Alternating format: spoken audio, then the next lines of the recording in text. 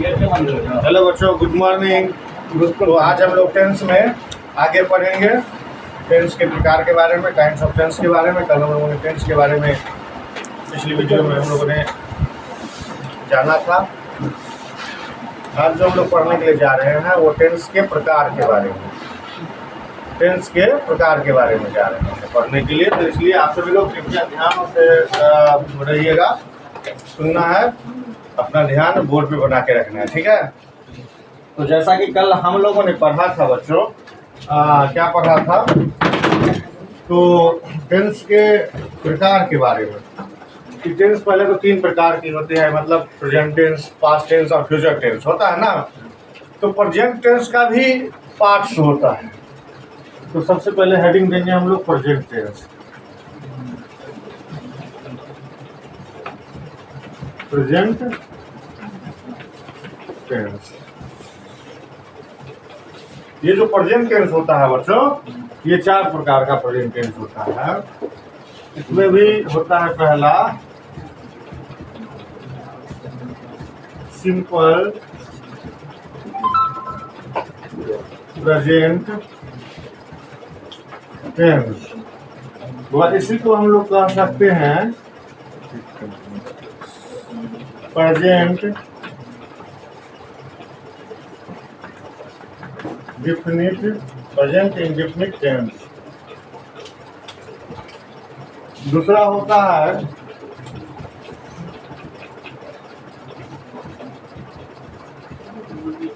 Present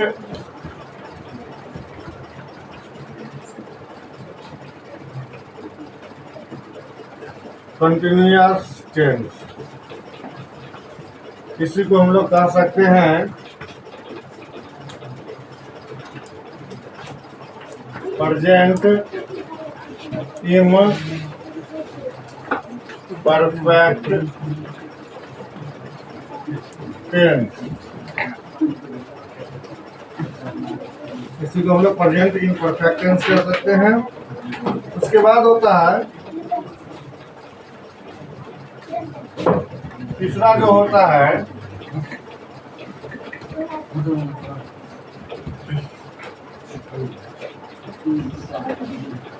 immediate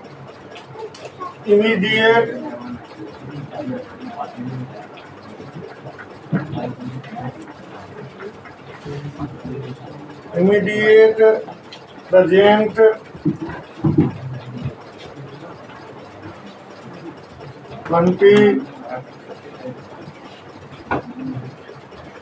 continuous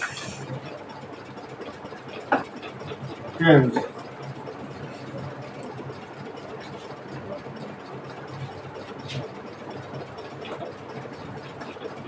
ठीक है। उसके बाद होता है चौथा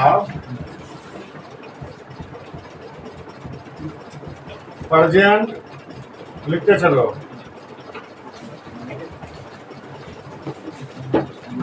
परफेक्ट टेंस। उसके बाद जो होता है इसमें लास्ट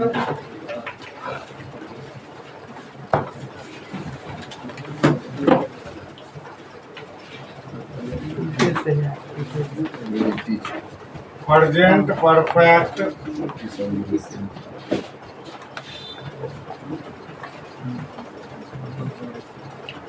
कंटिन्यूअस टेंस। इस प्रकार से प्रेजेंट टेंस का ये मेन, इसमें जो होता है वो प्रकार 1 2 3 4 ऑल ओवर कहीं भी हम लोग देखते हैं तो ये 4 प्रकार की टेंस, प्रेजेंट में 4 प्रकार का ये प्रकार जो है ना, ये प्रेजेंट का 4 प्रकार पढ़ाया जाता है। लेकिन हम लोग एक इमीडिएट प्रेजेंट कंटिन्यूअस टेंस के बारे में भी पढ़ेंगे, तो सभी बच्चे इसको नोट करें। तो उसके बाद हम लोग बारी बारी से पढ़ेंगे कि किसका यूज कहाँ होता है, किस सेंटेंस में होता है। ओके, तो नोट कीजिए। हो गया नोट कर लिया सभी लोग? चलिए ठीक है। तो आप लोग वीडियो को स्किप करके भी घर पे भी नोट कर सकते हैं। देखिए, ये पहला टेंस का ये पहला प्रकार था प्रेजेंट टेंस। प्रेजेंट टेंस का ये सारी प्रकार थी, ठीक है। इसके बाद हम लोग जो पढ़ेंगे प्रेजेंट के बाद पास्ट टेंस होती है। क्या होती है बच्चों? Past, PAST, past tense. Past tense का जो होता है ना, पास्ट टेंस का जो प्रकार होता है उसमें क्या होता है, जहां जहां यहाँ प्रेजेंट लिखा हुआ है पास्ट लिख देना है। सिंपल पास्ट टेंस, या इसको हम लोग क्या कहेंगे, पास्ट इंडेफिनिट टेंस।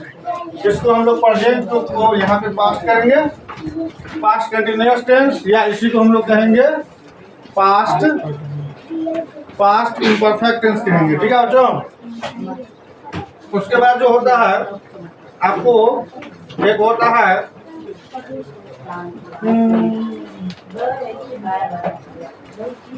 उसके बाद आपका होता है पास्ट परफेक्ट टेंस। इसको मिटा देना है बीच से, ये इमीडिएट वाले जो हैं महाशय इसको मिटाओ।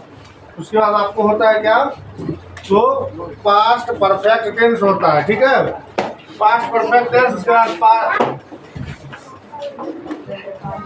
PAST, past perfect tense. उसके बाद होता है पास्ट परफेक्ट कंटिन्यूअस टेंस। एक इसमें हम लोग पढ़ेंगे बच्चों, एक और पढ़ेंगे। क्या पढ़ेंगे? 1 2 3 4 एक और पढ़ेंगे, डॉटफुल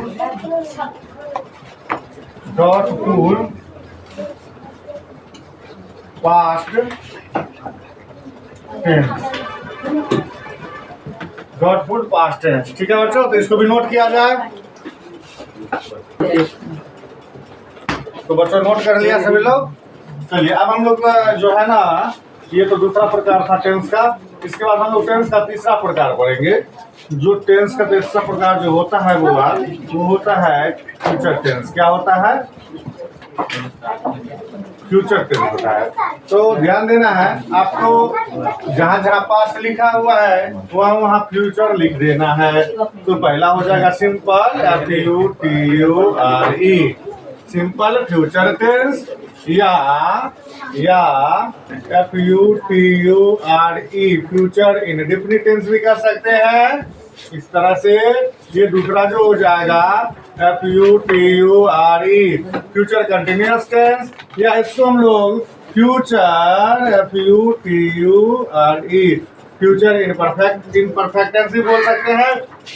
इसको हम लोग जो है फ्यूचर FUTURE, इसको हम लोग फ्यूचर परफेक्ट टेंस कहेंगे।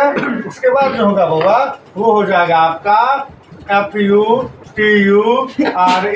फ्यूचर परफेक्ट कंटिन्यूअस टेंस हो जाएगा। इसमें और 4 के सिवाय 5वां नहीं होता है।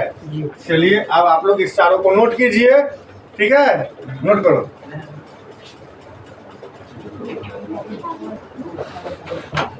तो इस तरह से अभी हम लोग टेंस के तीनों प्रकार के बारे में पढ़ा। तीनों प्रकार का भी जो प्रकार होता है उसके बारे में भी हम लोगों ने देखा।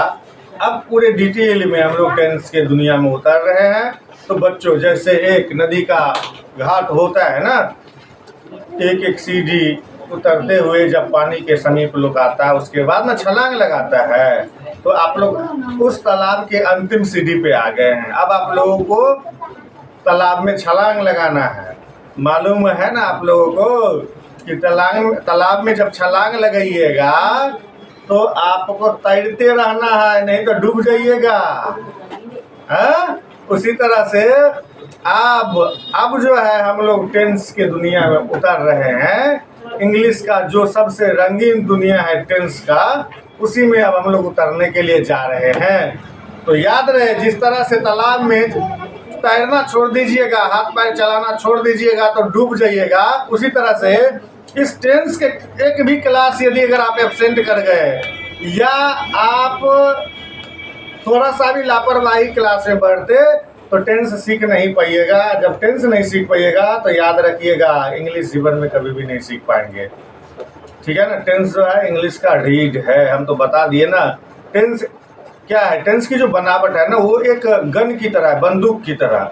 टेंस सीख लो अच्छा से, उसके बाद आप लोग जो है ना जिस शौक से इंग्लिश को पढ़ रहे हैं कि इंग्लिश बोलना सीख जाए, लिखना सीख जाए, है ना, 10 लाइन बोलना सीख जाए, तो बउआ इंग्लिश सीखने के लिए टेंस जो है इंग्लिश का गन है। गन यानी बंदूक है। उसके बाद जितना वर्ड मीनिंग आप याद कीजिएगा उतना ज़्यादा जो है आप इंग्लिश बोलिएगा। जैसे बंदूक रहता है और गोली लगाता ना, फट फट फट फट फट चलाइएगा आप। उसी तरह से टेंस सीखिए अच्छा से, उसका वर्ड मीनिंग याद कीजिए, वर्ड मीनिंग समझिए, उसके बाद आप इंग्लिश बोलते जाइए, फट फट फट फट फट फट जितना बोलना है, फटफटिया गाड़ी की तरह भी बोल सकते हैं। ठीक है, तो चलिए अब हम लोग सिंपल प्रेजेंट टेंस, प्रेजेंट का पहला प्रकार जो था सिंपल प्रेजेंट टेंस, उसके बारे में हम लोग डिटेल में समझना प्रारंभ कर रहे हैं। पहला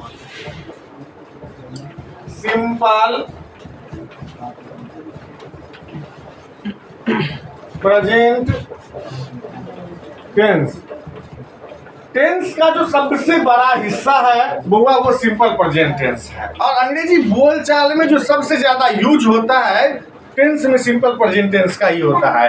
यदि आप सिंपल प्रेजेंट टेंस का कहानी समझ गए अच्छी तरह से, तो टेंस का आप 1/4 में 1/3 पार्ट समझिए कि समझ, मतलब ये कहने का मतलब कि आप 1/3 टेंस समझ गए ना, 12 आना टेंस आप समझ गए, 1 रुपया में 12 आना समझ गए। बात समझ रहे हो ना? 12 आना कितने को कहते हैं? 8 आना प्लस 4 आना को कहते हैं। चलिए, गणित का अभी सब्जेक्ट नहीं है, अभी इंग्लिश है, सीखिए। तो इस तरह से हम लोग जो पहला प्रकार देखेंगे टेंस में, सिंपल प्रेजेंट टेंस का प्रयोग कहाँ किया जाता है, कब किया जाएगा सिंपल प्रेजेंट टेंस का प्रयोग, उसके बारे में हम लोग समझेंगे। ठीक है ना? तो हम लोग कह सकते हैं पहला इसका जो है प्रयोग,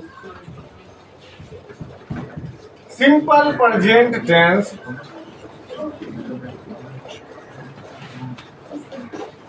is used with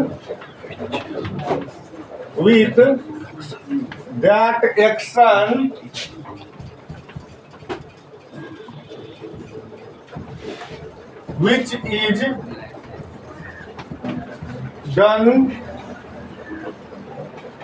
which is done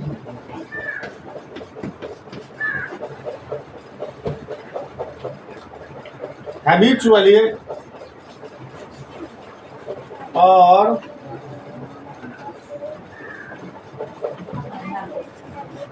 naturally at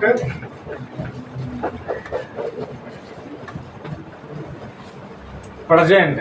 Simple present tense is used with that action which is done habitually or naturally at present. यानी सिंपल प्रेजेंट टेंस इसका हिंदी होता है वो सामान्य वर्तमान काल। क्या होता है? सामान्य वर्तमान काल। तो सामान्य वर्तमान काल का जो प्रयोग होता है उस क्रिया के साथ होता है जो वर्तमान में किसी आदतन को कोई आदतन घटना का वर्णन करे या कोई प्रकृति घटना का वर्णन करे। बात समझ में आ रहा है ना? हैबिचुअली मतलब आदतन और नेचुरली मतलब प्राकृतिक रूप से, है ना, प्राकृतिक है।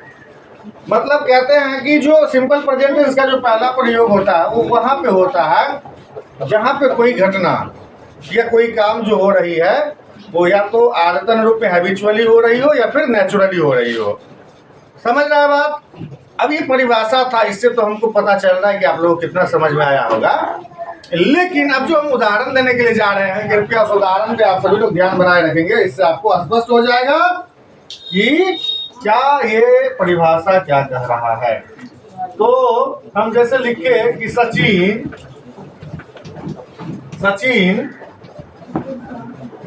क्रिकेट खेलता है। अब सचिन रिटायर हो गया, सचिन को हटाओ, यहाँ पे लिखो, चलो ठीक है, रोहित कहते हो तो रोहित दे देते हैं। लो तुम्हारा ही बात। रोहित शर्मा, रोहित तो बहुत होता है लेकिन रोहित शर्मा से समझ जाएगा। रोहित शर्मा क्रिकेट खेलता है। तो रोहित शर्मा किस चीज का प्लेयर है? क्रिकेट का। क्रिकेट खेलने का उसका अपना हैबिट है ना, आदत है ना। ये हैबिचुअली घटना हुआ ना, समझ रहे हो ना बात? तुम क्या खेलते हो? तुम जो खेलते हो अपने साथ लगाओगे, तुमको जिसमें इंटरेस्ट है, जो हमेशा खेलते रहते हो, वो तुम्हारा आदत हुआ। जैसे चाय पीते हो, तुम चाय पीते हो, है ना, चाय पीना तुम्हारा आदत हुआ। बात समझ रहे हो ना? ये हो गया आपका हैबिचुअली इवेंट हो गया। क्या हो गया? हैबिचुअली इवेंट हो गया। या फिर आप कह सकते हैं कि आप यहाँ कह सकते हैं कि राजू रोज विद्यालय जाता है। देखो, मान लो कि तुम्हारा दाखिला है किसी विद्यालय में, है ना। जैसे आप इस ट्यूशन सेंटर में आते हैं पढ़ने के लिए, तो आप रोज आते हैं। ये आपका एक आदतन क्रिया है, नहीं है? ये आपका एक हैबिचुअली वर्क है कि आप डेली यहाँ आते हैं पढ़ने के लिए, है ना। नहीं समझा बात? नहीं समझा? तुम डेली यहाँ आते हो यहाँ पढ़ने के लिए, ये तुम्हारा एक आदतन क्रिया है ना। वो आदतन क्रिया मतलब क्या कि तुम, क्रिया मतलब काम, यह यहाँ पे आना तुम्हारा एक ऐसा काम है जो तुम डेली आते हो। ये तुम्हारा एक आदत बन गया है, जब तक तुम पढ़ोगे तो डेली आओगे। ये तुम्हारा कौन सा काम हो गया? आदतन काम हुआ ना, यानी क्या हैबिचुअली वर्क हुआ ना। समझ में आया कि नहीं आया? आया समझ में? बोलो ना हाँ कि नहीं। हाँ, तो मुड़ी काहे डलाते हो, मुंह से काहे नहीं बोलते हो? खाने के वक्त मुंह खुलता है, पढ़ने के वक्त मुंह नहीं खुलता है, ठीक है। तो इस तरह से ये हो गया। आप यहाँ पे ये भी कह सकते हैं कि माई रोज सुबह 6 बजे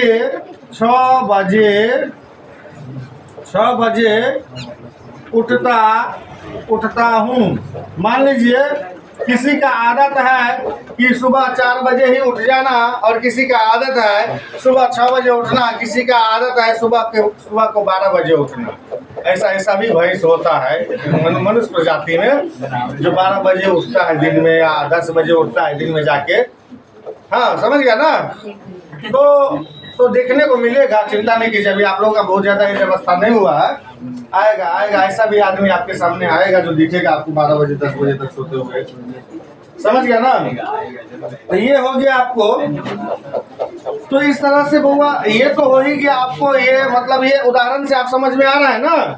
उसका अपना एक नेचर है। नेचुरली मतलब क्या? नेचर या हैबिचुअली या नेचुरली मतलब क्या कि किसी का अपना कोई नेचर होता है ना, क्रिकेट खेलने का, किसी का सुबह इतना बजे उठने का, किसी का मतलब जो है सो रोज विद्यालय ही जाने का। तो अपना अपना एक नेचर होता है, ये एक हैबिट होता है, ठीक है। तो इस तरह का जितना भी सेंटेंस आएगा उसको हम लोग सिंपल प्रेजेंट टेंस में समझेंगे। किस में समझेंगे?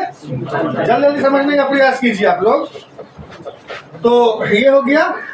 और उसके बाद बच्चों इसमें एक हमको नोट के रूप में यह नोट करना है कि जिस हिंदी वाक्य के अंत में एक, ये हर जगह लागू नहीं होता है, ये बता देता, लेकिन एक ट्रिक है समझने का कि सिंपल प्रेजेंट टेंस को अगर इस तरह से नहीं समझ में आएगा तो एक तरीका याद रखना कि जिस हिंदी वाक्य के क्रिया के अंत में, क्रिया यानी कि जो काम होते रहता है ना, उसके अंत में ता है, ती है, वाह बोर्ड पे ध्यान दो, ता है, ते है, ती है ना। देखो हर जगह ता है लगा हुआ, तो इस तरह से ता है, ते है, ती हूँ, ता हूँ, ते हूँ, मतलब समझ आना। क्रिया यानी काम ये ना हो रहा, खेलने का काम हो रहा है ना, तो जो काम हो रहा है उसके लास्ट में यदि ताते ती वगैरह लगा रहे, समझ गया ना, और उसके साथ हाय हूँ है ना, ये लगा रहे, तो हम लोग क्या कहेंगे बच्चों? समझ गया ना। तो ये अगर लगा रहेगा ना, ताते ती, ता है, ती है, हाय था नहीं, केवल हाय, ता है, ती है, ते है, इस तरह से लगा रहेगा, ये सब इत्यादि लगा रहेगा। तो हम लोग सिंपल प्रेजेंट टेंस में समझेंगे उस सेंटेंस को। ये इस वाक्य को हम लोग सिंपल, इस तरह के वाक्य को हम लोग सिंपल प्रेजेंट टेंस में समझेंगे। समझ में आ गया ना? कोई दिक्कत किसी को? फटाफट नोट करना है तो नोट करो। तो इस तरह से अब जो है ना हम बनाएंगे कैसे। राजू रोज विद्यालय जाता है, फिर इस तरह से जो हमने सेंटेंस अभी 3 सेंटेंस लिखा है, इसको कैसे बनाएंगे? सिंपल प्रेजेंट टेंस है, सिंपल प्रेजेंट टेंस का है ये सेंटेंस, लेकिन इसको हम कैसे इंग्लिश में बनाएंगे, इसका ट्रांसलेशन कैसे बनाएंगे, तो उसका जो रूट लाइन होता है बच्चों, किस रास्ते पे चल के बनाना है उसे अब समझना है। याद रहे कि आप एक सेंटेंस को 6 तरीका से बना सकते हैं, ठीक है ना। एक अफर्मेटिव सेंटेंस, एक नेगेटिव, फिर एक इंट्रोगेटिव, फिर इंट्रोगेटिव नेगेटिव, क्वेश्चन वर्ड और क्वेश्चन वर्ड नेगेटिव सेंटेंस। अभी इक्विडब्ल्यू सेंटेंस लिखे ना, क्वेश्चन वर्ड, इसका मतलब क्या होता है ये अब समझ में आएगा, ठीक है।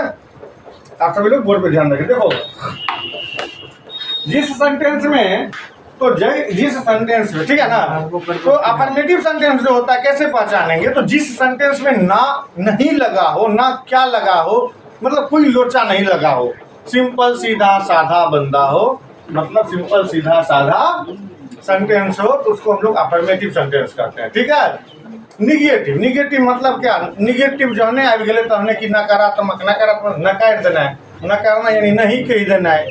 तो जिस सेंटेंस को नहीं ले जाए, जो ना राजू रोज विद्यालय नहीं ले गए, नहीं जाता है, ये क्या हो गया? निगेटिव सेंटेंस हो गया बच्चों। ठीक है। अब इंट्रोगेटिव सेंटेंस कैसे बनाएंगे? कैसे बनाएंगे? अब देखो बोर्ड पे ध्यान रखो, बोर्ड पे रखेगा सब समस्या का हल हो जाएगा। देखो राजू रोज विद्यालय जाता है, पहला है ना, पहला का कनेक्शन तीसरा से और तीसरा का पांचवा से रहता है, इसीलिए कहता है बोर्ड पे ध्यान रखेगा तो ट्रिक समझ जाएगा कैसे छबू बनता है, रटना नहीं पड़ेगा, दिमागे में हट जाएगा। देखो पहला का कनेक्शन तीसरा से और तीसरा का पांचवा से रहता है, और दूसरा का कनेक्शन चौथा से, चौथा का फिर छठा से रहता है। ठीक है। ये गणित से चलते आया है कि विषम को विषम के साथ और सम को सम के साथ रहता है अपना कनेक्शन, इसलिए 2 4 6 और 1 3 5। पहला सेंटेंस है ना, इसको लिख दो जैसे का जो करते हो लिखो, राजू रोज विद्यालय, राजू रोज विद्यालय जाता है। अब देखो हमको इंट्रोगेटिव बनाना है ना, इसको इंट्रोगेटिव बनाने के लिए क्या करना? इंट्रोगेटिव मतलब प्रश्नवाचक, प्रश्नवाचक मतलब प्रश्न जोड़ वाचक, वाचक मतलब बोलने वाला, मतलब कोनो एहन शब्द लगा दी जो प्रश्न खड़ा क्या दे। एहिमे यदि हम शुरू में क्या लगा देवे, क्या देखिए सेम टू सेम पहला कुत्ता का शुरू में क्या लगा दिलिए तो तीसरा बन गया, यानी कि इंट्रोगेटिव सेंटेंस बन गया। क्या राजू रोज विद्यालय जाता है? तो प्रश्न चूंकि खराब आ गए तो कथी के चेंज कर देवे, प्रश्नवाचक यानी इंट्रोगेटिव साइन दे देंगे। ठीक है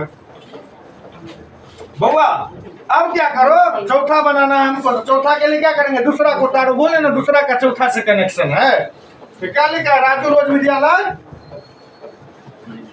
राजू रोज विद्यालय नहीं जाता है, राजू रोज विद्यालय नहीं जाता है।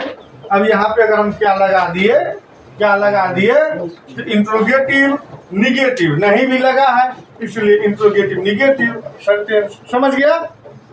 समझ गया? अब देखो पहला का पांचवा से कैसे कनेक्शन होगा। शुरू में क्या लगा दिए हम, तो हो गया इंट्रोगेटिव तीसरा। यही क्या अगर इसके बीच में कहीं घुसा देंगे, कहीं बीच में लगा देंगे, तो हो जाएगा क्वेश्चन वर्ड। शुरू में लगा तो इंट्रोगेटिव, और बीच में लगा तो क्वेश्चन वर्ड। समझ में आया? राजू रोज, अब देखो क्या QW का मतलब ये समझ लेना कि WH से शुरू होने वाला जितना वर्ड होता है QW का होता है। जैसे W से who, what, when, है ना, H से how, मतलब ETC। इस तरह से जो है ना जितने भी सेंटेंस बनेंगे ना W से, प्रश्नवाचक जितना भी इंट्रोगेटिव वर्ड बनेगा वो सारे के सारे क्वेश्चन वर्ड वाला वर्ड कहलाता है। तो राजू रोज क्या विद्यालय जाता है, सेट तो नहीं कर रहा है, लेकिन यदि अगर हम बोलेंगे कि राजू रोज विद्यालय क्यों जाता है, अब ये भी तो हो गया ना, क्यों लगा दे, क्यों जाता है, बीच में क्यों लग गया ना। पहला वाला सेंटेंस के बीच में यदि क्यों, कैसे, कहाँ, किधर, कब लगा दिए, क्या लगा दिए, कोई भी एक चीज अगर आ गया तो हो जाएगा आपको क्वेश्चन वर्ड वाला सेंटेंस। समझ गए बात? समझ गए बात? तो अगर हम इसके लगा देंगे क्या, राजू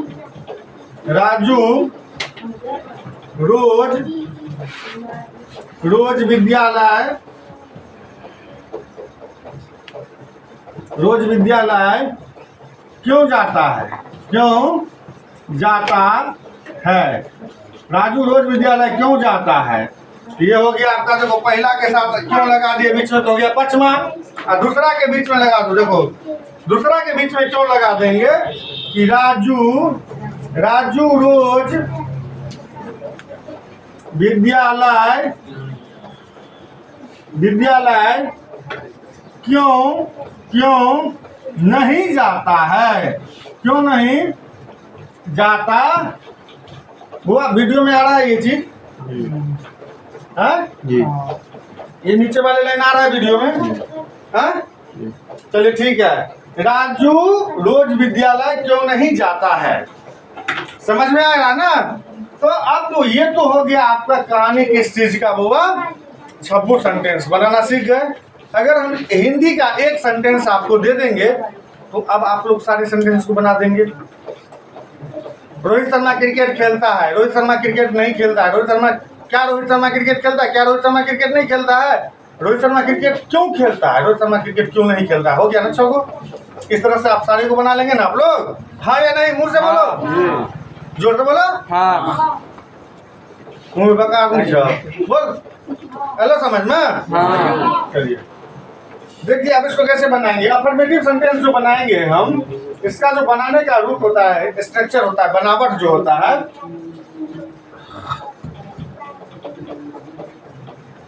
स्ट्रक्चर यानी बनावट।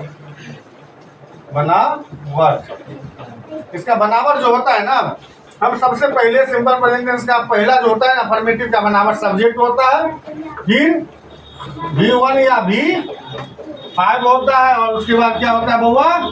ऑब्जेक्ट होता है। यही चीज होता है, समझ गया ना? समझ गया? और एक चीज याद रहे आपको कि ही के साथ या एक नाम कोई रहे, एक नाम रहेगा, उसके साथ हम लोग क्या लगाएंगे? V5 का प्रयोग करेंगे, और जरूरत पड़ेगा तो इसके साथ हम लोग डज लगाएंगे, और बाकी जितना है ना, बाकी सबके साथ, बाकी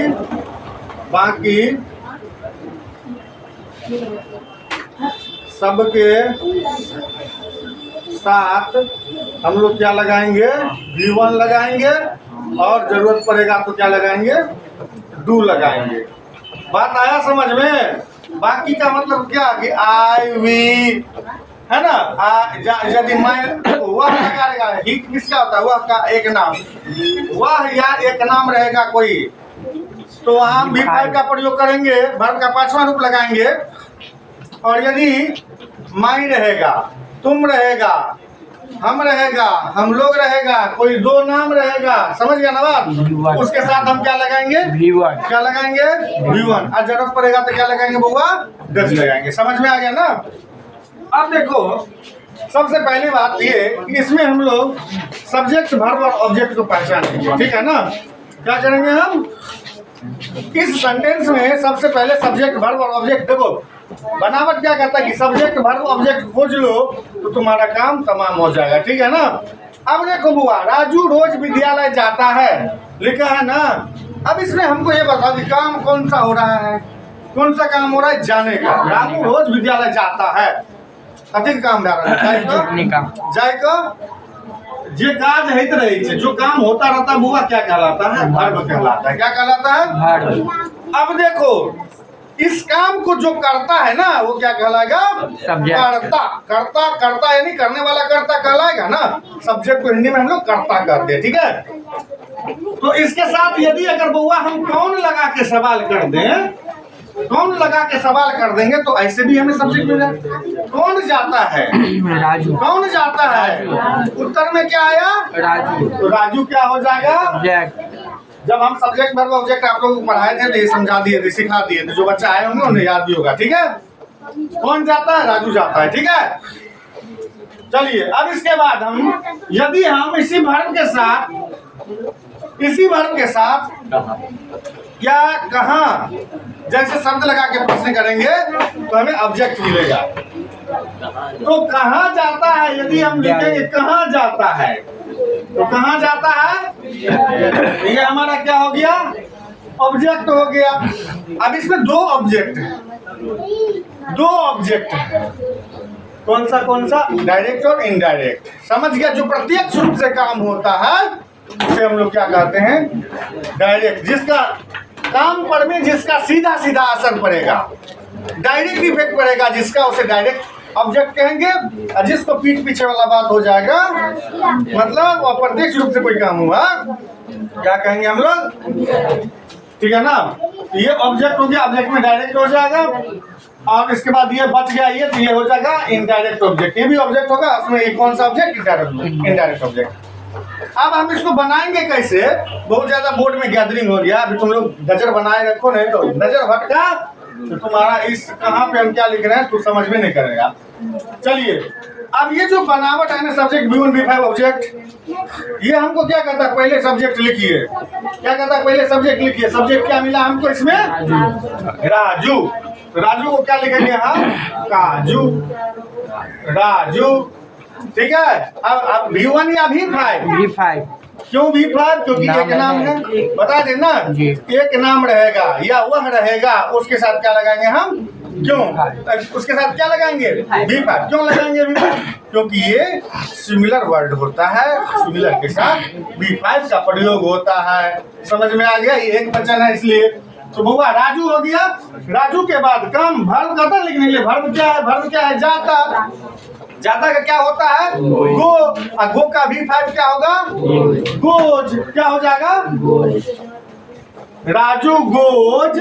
उसके बाद क्या लिखा है? Raju goes object. ऑब्जेक्ट का क्या है? ऑब्जेक्ट विद्यालय है और रोज है। तो Raju goes to school. School इसको मिटाते हैं अब, क्योंकि लिखा चुके हैं पहले। Daily, DAILY। Raju goes to school daily. ये आपका पहला अनुवाद क्लियर हो गया। समझ में आ गया? तो अब जो है ना, आप लोग बनाना सीखे कि नहीं सीखे ये बताओ। अब हम पांचों स्ट्रक्चर लिख देते हैं, आप बनाएंगे। चलिए, आप लोग फटाफट लिखते हैं, समय बहुत ज्यादा हो चुका है। निगेटिव का जो स्ट्रक्चर आपका हो जाएगा, सब्जेक्ट होगा, उसके बाद क्या हो जाएगा? डू या डज। डू या डज। उसके बाद क्या हो जाएगा? V1। देखो सेंटेंस में याद रहे बच्चों, सेंटेंस में सभी बच्चे थोड़ा सा बोर्ड पे ध्यान रखो। यदि सेंटेंस में डू डज लग गया तो वर्ब अपने औकात में आ जाता है। समझ गया ना? वर्ब अपने औकात में आ जाता है यदि डू डज या डिड यदि सेंटेंस में आया तो वर्ब अपने औकात में आ जाता है, यानी अपना पहला रूप में आ जाता है। तो सब्जेक्ट डू डज V1 और ऑब्जेक्ट दे देंगे। देख रहा है ना? V5 गया ना, सीधे V1 पे आ गया। कोई दिक्कत? इसी तरह से जब हम इंट्रोगेटिव बनाएंगे तो पहला का तीसरा से कनेक्शन होता है या दूसरा से कनेक्शन होता है, जो कुछ देखो यहाँ पे इसका जो बनाएंगे तो पहले हम लोग क्या लिखेंगे? डू या डज लिखेंगे, फिर सब्जेक्ट लिखेंगे, फिर V1 लिखेंगे और फिर ऑब्जेक्ट। यहाँ भी V1 आया, क्यों? क्योंकि डू डज लग चुका है। साइन ऑफ इंट्रोगेशन देंगे। चलिए, इसके बाद ये जो बनाएंगे ना हम, इसका स्ट्रक्चर क्या हो जाएगा आपको? देखो ध्यान दो, यहाँ पे ध्यान दो सभी लोग। डू डज, डू या डज प्लस क्या होगा? सब्जेक्ट होगा और प्लस पहले नोट लगाएंगे, उसके बाद हम ऑब्जेक्ट लगाएंगे। कोई दिक्कत? Sign of interrogation. समझ गया? QW वाला जो सेंटेंस हम लोग बनाएंगे ना, QW वाले सेंटेंस को बनाने के लिए क्या करेंगे हम लोग? ध्यान दो थोड़ा सा कि तीसरा वाला जो है ये इंट्रोगेटिव सेंटेंस है ना, इंट्रोगेटिव सेंटेंस है ना ये तीसरा वाला। इस तीसरा वाला के पीछे में यदि हम QW लिख दिए तो ये पचमा बन जाएगा। बोले ना तीसरा का पचमा से कनेक्शन होता है। तो यहाँ पे क्या लिखेंगे हम? QW प्लस फिर डू या डज। उसके बाद फिर क्या लिखेंगे? प्लस सेम टू सेम उतारो, सब्जेक्ट प्लस V1 और plus object, sign of interrogation. समझ गया बुआ? उसके बाद छठा आया। छठा का कनेक्शन किससे हो जाएगा? चौथा से। छठा का कनेक्शन किससे होगा? छठा से होगा। तो छठे वाले में भी क्या करेंगे हम लोग? QW लिख देंगे। उसके बाद जो चौथा वाला है पूरा उतारो। छोटा में क्या है, डू डज, तो डू या डज लिखेंगे, डू या डज लिख दिए। उसके बाद plus subject plus not plus object sign of interrogation. अब वो पहला तो बनाना सिखा दिए, उसके बाद आप सारा बन जाना चाहिए आप लोगों को। जैसे कि एक मिनट देख लीजिए आप लोग, एक मिनट देख लीजिए, एक सेंटेंस और देख लो, थोड़ा देखो, अभी उतारो मत कोई। इसमें देखो, इसमें भी क्या है ना, सब वर्ब तो ये है ही, पता ही है, ऑब्जेक्ट और सब्जेक्ट। सबसे पहले करता निगेटिव में क्या लिखने के लिए, सब्जेक्ट ना, सब्जेक्ट क्या है, राजू, राजू लिख दिए।